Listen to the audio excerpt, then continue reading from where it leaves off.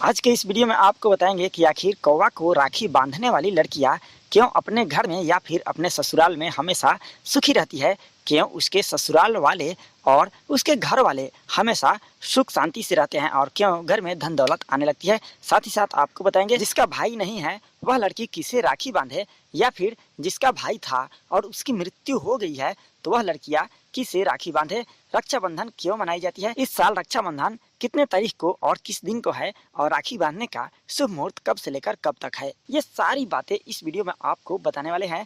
तो आप लोगों से यही छोटी सी अनुरोध है कि आप इस वीडियो को बिल्कुल आखिर तक जरूर देखना है, वीडियो को लाइक और चैनल को सब्सक्राइब जरूर कर देना। तो चलिए शुरू करते हैं। चलिए सबसे पहले आपको बताते हैं कि आखिर रक्षाबंधन क्यों मनाया जाता है। भगवान विष्णु ने एक बार वामन अवतार लिया और असुरों के राजा बलि से 3 पग जमीन मांगी। असुर राजा बलि बहुत ही प्रसन्न हुआ और बोला कि 3 पग ही जमीन। वह बहुत खुश होते हुए भगवान विष्णु को 3 पग जमीन दे दिया। भगवान विष्णु ने पहले पग में पूरी धरती और दूसरे पग में पूरी आसमान को नाप लिया। अब तीसरे पग की बारी थी। अब असुरराज बलि ये समझ गए कि ये वामन स्वयं भगवान विष्णु के अवतार है और भगवान के सामने प्रार्थना करने लगे। जिसके बाद भगवान विष्णु राजा बलि पर बहुत प्रसन्न हुए और वर मांगने के लिए कहा। बलि ने भगवान विष्णु को अपने ही द्वार पर रहने का वर मांग लिया। बस क्या था, भगवान विष्णु अपने ही दिए वरदान में फंस गए और राजा बलि के द्वार पर खुद को बांध कर रख लिया और वहीं खड़े हो गए। उधर लक्ष्मी जी बहुत ही परेशान रहने लगी।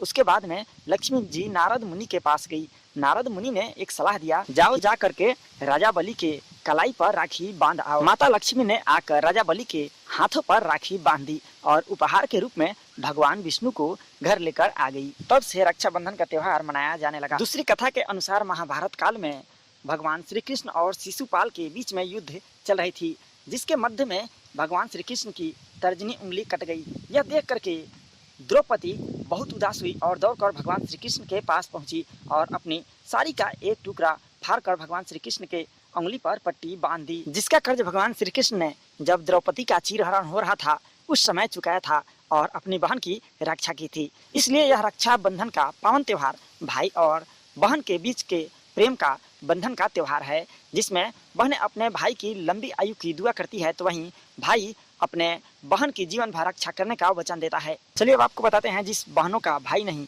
वह किससे राखी बांधे। जिस बहनों का भाई नहीं है वो आस पड़ोस के किसी भी भाई को राखी बांध सकती है। चलिए अब आपको बताते हैं जिस भी बहनों का भाई का मृत्यु हो चुका है वह राखी किसको बांधे। तो देखिए, जिस भी बहनों के भाई का मृत्यु हो चुका है वह कौवे को राखी बांध सकती है, क्योंकि कौवा को पितरों का रूप माना गया है और कौवा हमारे पूर्वजों के रूप में आते रहते हैं। इसलिए जिस भी बहनों के भाई की मृत्यु हो चुकी है वो कौवे को राखी बांध सकती है।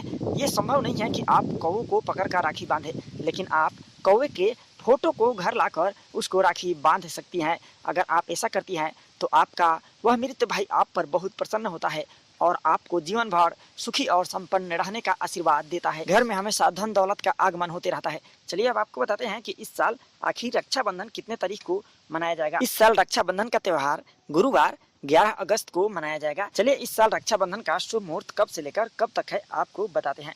इस साल शुभ मुहूर्त 11 अगस्त को सुबह 9:28 से रात 9:14 तक रहने वाला है। अभिजीत मुहूर्त दोपहर 12:06 से 12:57 तक रहने वाला है।